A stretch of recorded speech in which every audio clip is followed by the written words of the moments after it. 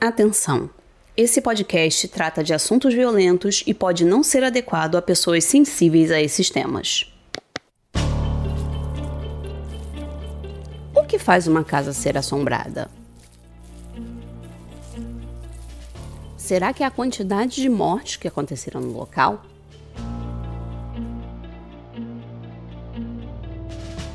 Ou será que as assombrações são memórias dos que viveram ali? Lembranças que de alguma forma sobrenatural se agarram aos corredores e se escondem embaixo dos tapetes, esperando pelo momento certo para aparecer. Todas essas possibilidades parecem plausíveis, mas e se as mortes indiretamente causadas por uma família pudessem gerar uma maldição que só chegaria ao fim com a morte do último membro dessa mesma família? Apertem os cintos. Hoje vamos conhecer a casa mais mal assombrada do mundo.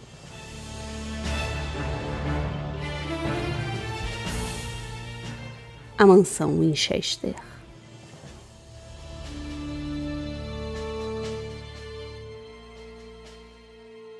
Essa é a Carruagem Sobrenatural, o podcast de histórias reais que vão alimentar seus pesadelos.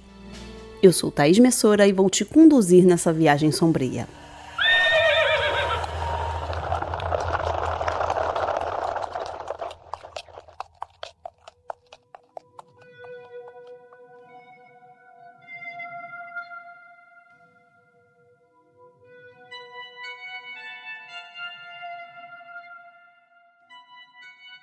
Sarah Winchester foi a dona de uma mansão em São José, na Califórnia, que é conhecida ainda hoje tanto pela sua arquitetura peculiar quanto pelos motivos da sua construção.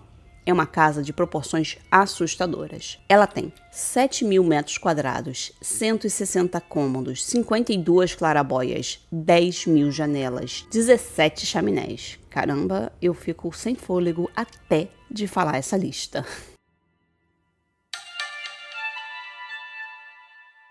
A mansão conta ainda com passagens secretas, alçapões e escadas que não levam para lugar nenhum. Com esses números, é normal que a casa seja coberta de uma atmosfera de mistério. Afinal, o que levaria uma pessoa a construir tanto e a levar adiante uma obra que muitas vezes nem faz sentido?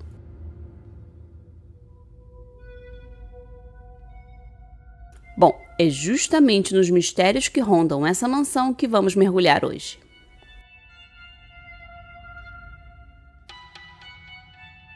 A casa foi construída na virada do século XIX para o XX, mas, para contar a sua história, vamos ter que retroceder um pouquinho no tempo para falar da mulher responsável por essa construção.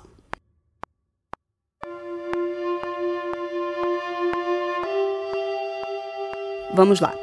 Sarah Lockwood Pardee nasceu em 1839 em New Haven. Ela era a filha de um construtor que criava mansões para a elite local, usando os floreios ornamentais característicos da arquitetura vitoriana. E a profissão do pai da Sarah vai fazer muito sentido com o rumo que a vida dela vai tomar quando tudo der errado. Mas os primeiros anos foram felizes. A Sarah tinha 6 irmãos e viu os negócios do seu pai prosperarem ao ponto deles poderem se mudar de uma vizinhança de classe média para uma área bem mais chique da cidade. Entre os anos de 1850 e 1852, a família da Sarah acabou se tornando vizinha de uma outra família que seria muito importante nessa história, os Winchester. Mas, bem antes do seu casamento e de toda a história trágica que viria depois, a Sarah era conhecida por ser muito inteligente, por se interessar pelas construções que seu pai fazia para os clientes, por falar francês fluente e pelo seu interesse em literatura e música. E aí, em 1862, com 23 anos, ela se casou com William Winchester, que era o filho do Oliver Winchester, o magnata da indústria bélica. E como tudo o que vem a seguir está ligado às armas, é importante explicar o papel que os rifles tiveram na história não só dessa família, mas de todos os Estados Unidos. Em 1860, a New Haven Companhia de Armas era a empresa do Oliver Winchester, o sogro da Sarah. Nesse ano, eles lançaram o Henry rifle de repetição, que tinha esse nome porque foi um empregado da fábrica chamado Benjamin Henry que patenteou o modelo.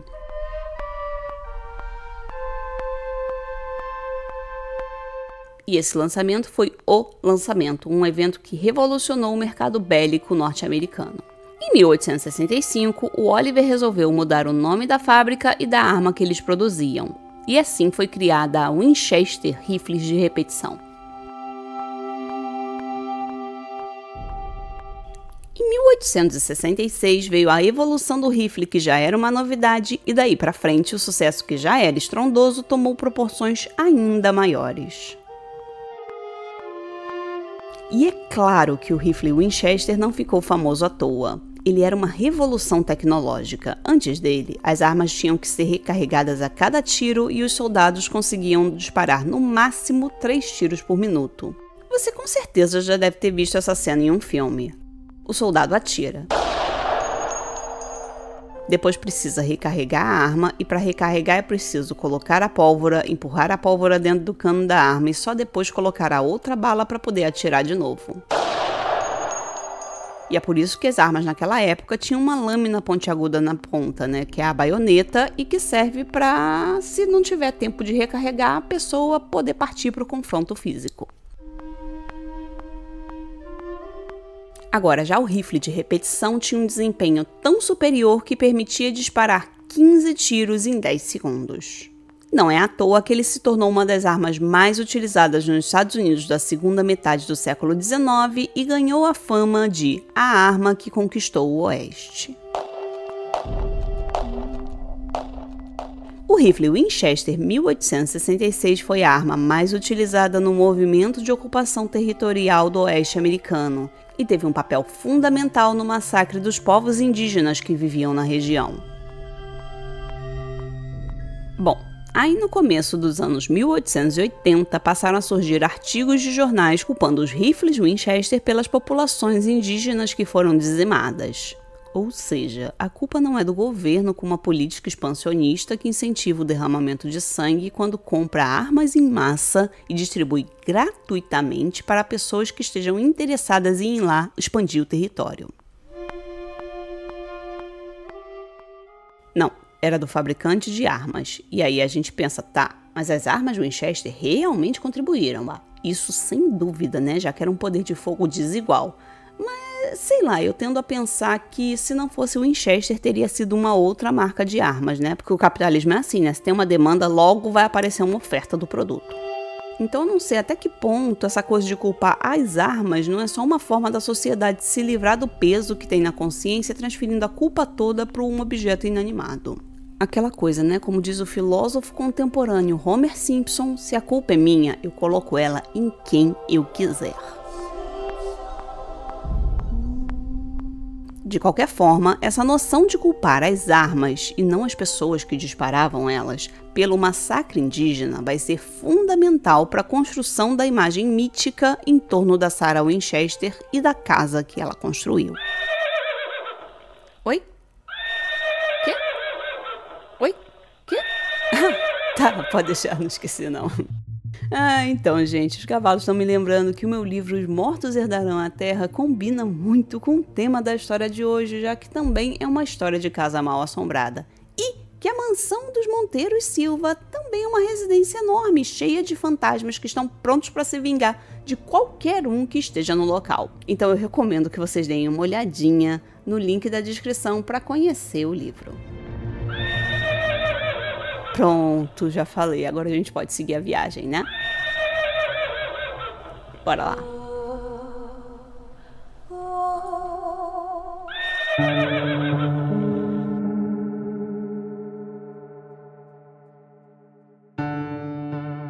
E agora, voltando para a vida da Sarah, no mesmo ano que era lançado o primeiro modelo de rifle que realmente levava o nome Winchester, em 1866, a Sarah deu à luz a filhinha do casal, que se chamava Anne, em homenagem à irmã de William que tinha falecido no parto. Infelizmente, a Anne sofria de uma doença rara que a impedia de absorver os nutrientes da alimentação, e assim ela faleceu apenas 45 dias depois de ter nascido.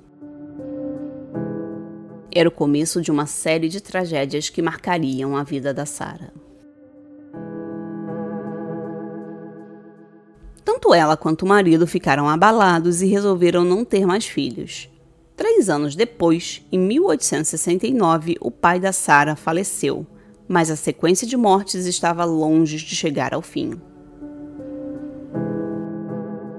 Em maio de 1880, a mãe da Sarah faleceu e em dezembro foi a vez do sogro dela. E tudo piorou de vez em março de 1881, quando William morreu de tuberculose, como acontecia com tanta gente no século XIX.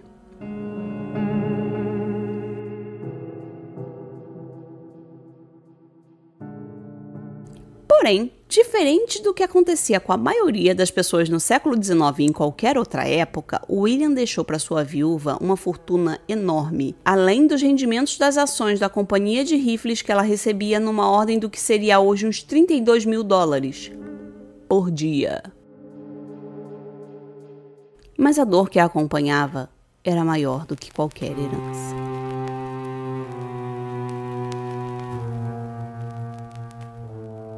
E antes da gente seguir com a história da Sarah, eu queria só fazer um parênteses aqui e pensar em como os símbolos entram no nosso imaginário e como os significados que a gente dá para eles vão mudando com o tempo, né? Por quê? Diferente do que acontecia no século XIX, quando a gente fala hoje no nome Winchester, vem outras coisas na nossa cabeça, né? Para mim, a primeira referência que vem automaticamente é Faroeste Caboclo, e aí o Winchester 22 que a Maria Lúcia traz pro João lá no finalzinho da música. E eu podia até cantar aqui pra vocês, mas não vou fazer esse tipo de maldade, não. E a outra referência, que talvez seja mais óbvia para a maioria das pessoas, é a série Supernatural, com os queridos Sam e Dean Winchester como protagonistas. E sim, o nome deles foi inspirado pela história assombrada da casa da Sarah. Até mesmo porque, né? Tem nome mais interessante para uma dupla de caçadores de entidades sobrenaturais do que o sobrenome que ficou associado a uma maldição de milhares de almas? Eu já desconfiava que não era coincidência o sobrenome deles, mas aí pesquisando para esse episódio eu descobri uma reportagem que confirmou as minhas suspeitas. Eu vou deixar o link para a matéria na descrição junto com as fontes do episódio. Continuando a história, depois dessa sequência de perdas e de ver os seus entes queridos morrendo um por um, ela começou a pensar: e se tudo isso não for coincidência? Talvez ela tinha medo só de imaginar, mas talvez tivesse uma força misteriosa causando toda a sua dor. E chegamos naquele momento em que coisas estranhas acontecem.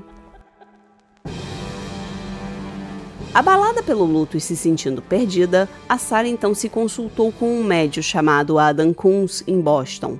Esse médium deu à rica herdeira o que ele mais queria. A colocou em contato direto com William. E o espírito do seu falecido marido tinha um recado para ela.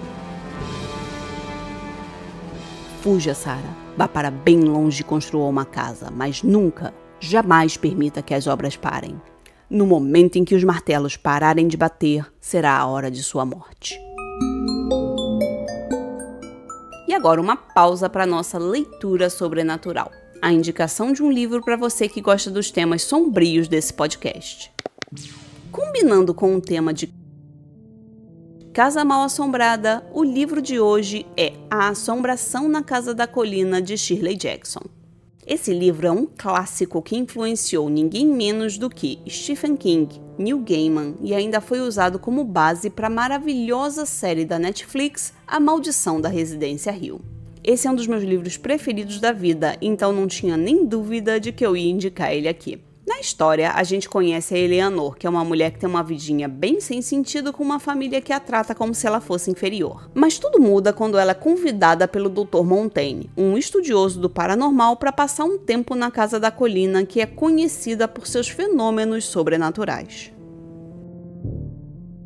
E aí é claro que você já sabe, né, que coisas estranhas acontecem quando ela chega lá. Não dá para perder essa leitura, e comprando pelo link na descrição você ajuda o podcast a crescer e não paga nada mais por isso. Calma, já vou. Gente, os cavalos estão ansiosos, vamos ter que voltar para nossa viagem.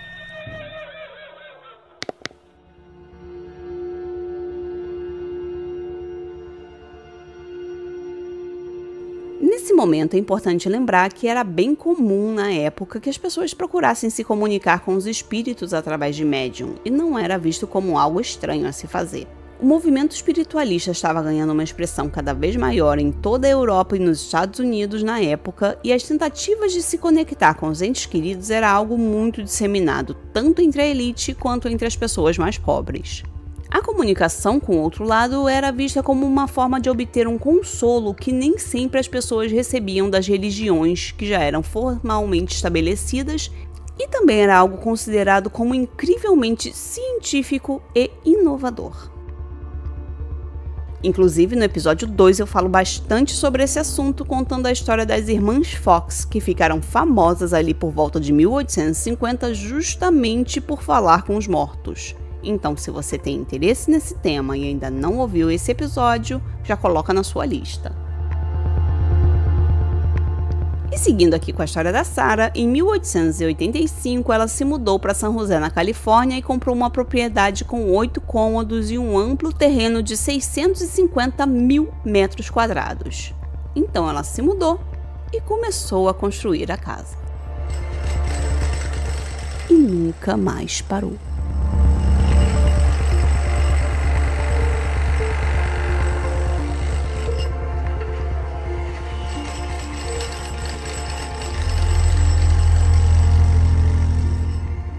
Foram 38 anos de obras constantes em que a Sarah construiu quartos, demoliu cômodos e acrescentou outros.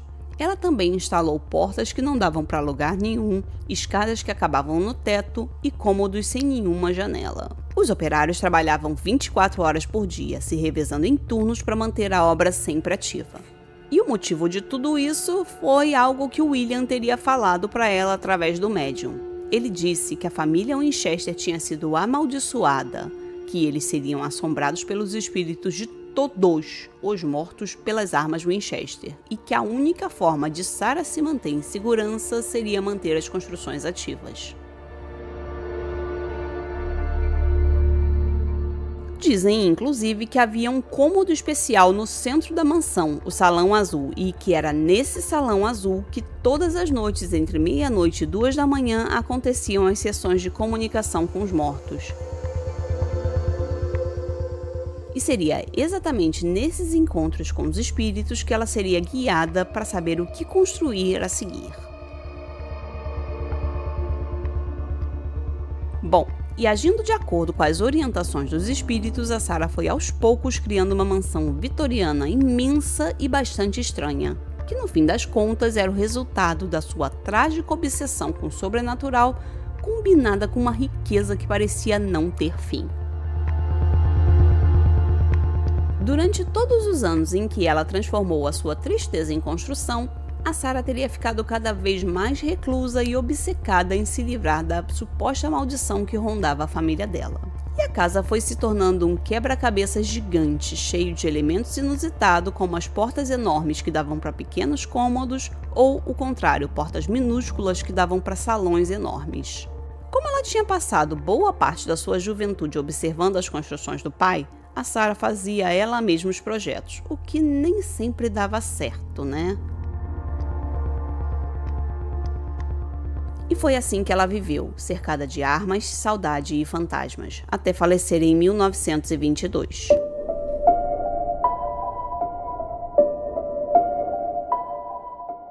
Muitas teorias foram criadas a respeito da Sarah, de que ela era uma viúva trágica e milionária, uma mulher excêntrica que fazia sessões para se comunicar com os mortos em busca de uma forma de escapar da maldição. Mas é importante também a gente tentar analisar a situação por outros ângulos. Quando vemos as fotografias da mansão Winchester, além da estranheza da construção, a gente percebe como tudo ali dentro foi planejado nos mínimos detalhes. E é tudo muito bonito e muito rico, né? A casa tem maçanetas decoradas com arabescos, assim como os interruptores, rodapés e tetos com padrões em alto e baixo relevo lindíssimos. Tudo, os móveis, o chão, as cortinas são super luxuosos e fica claro que a Sarah não poupou dinheiro para deixar a casa do jeitinho que ela queria. E existem alguns livros a respeito do assunto que afirmam que nunca houve registro escrito da existência de um médium chamado Adam Kunz. Segundo essas teorias, a Sarah teria levado as sobrinhas e os filhos delas para a Califórnia e só queria construir uma casa confortável para a família dela. Além do mais, nas cartas que ela trocou com a sua família durante toda a vida não existe nenhuma menção a mensagens dos mortos ou o medo de uma suposta maldição. Então, essa história de médium e de medo dos fantasmas não passaria de uma fofoca da mídia que teria começado com um artigo publicado em 29 de março de 1895 no jornal San Jose Daily News. O artigo se chamava Uma História Estranha. A mulher que pensa que vai morrer quando sua casa estiver pronta. Esse título por si só já é bem sensacionalista, né? Não dá pra negar. Agora, se as informações que o jornal trazia eram reais ou não, eu honestamente não sei. Mas aquela coisa, né? Não seria a primeira vez que uma mulher excêntrica seria taxada como louca. A história da Sarah Winchester inspirou diversas obras de ficção, entre elas a minissérie Rose Red, escrita por ninguém menos do que Stephen King. Ele contou que ficou sabendo sobre a casa quando ainda era criança e muitos anos depois trouxe essa referência para sua escrita. A mansão Winchester inspirou também o livro A Assombração na Casa da Colina, que eu indiquei aqui na leitura sobrenatural. No livro, um dos personagens, o Dr. Montaigne, chega a dizer que o construtor da Casa da Colina certamente teria projetado ela para que ela um dia fosse tão famosa quanto a mansão Winchester. Já fica aí mais um motivo para vocês lerem A Casa da Colina. Porém, apesar de toda a fama que a mansão Winchester ganhou, o mistério permanece vivo ainda hoje. Seria a Sarah realmente assombrada pelas pessoas que tiveram o azar de estar do lado errado de um rifle Winchester? Como quase tudo que envolve o sobrenatural, não temos uma resposta definitiva para essa pergunta. Mas o conteúdo encontrado no cofre do quarto da Sarah depois que ela faleceu nos dá uma boa pista. Ela guardava o obituário do seu marido William e de sua filhinha Anne, junto com uma mecha de cabelo de cada um. Ou seja, mesmo que os espíritos das vítimas das armas Winchester não tivessem na casa, a morte dos seus entes queridos foi um fantasma que assombrou a Sarah por toda a sua vida.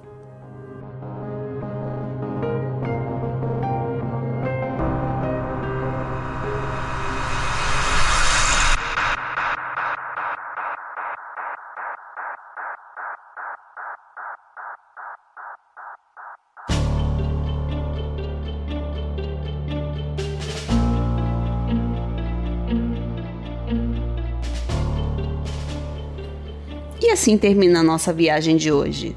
Cuidado com o degrau ao desembarcar e lembre-se de avaliar o podcast e nos seguir nas redes sociais. Se você gosta do podcast, compartilhe com seus amigos. Estamos sempre procurando por novos passageiros para assombrar. E não se preocupe, a carruagem sobrenatural é grande e tem espaço para todo mundo. Nossos passeios acontecem todas as sextas-feiras às 13 horas. Mas você pode embarcar na hora que quiser pelo seu agregador de podcasts. Estarei te esperando para mais um Passeio Sobrenatural.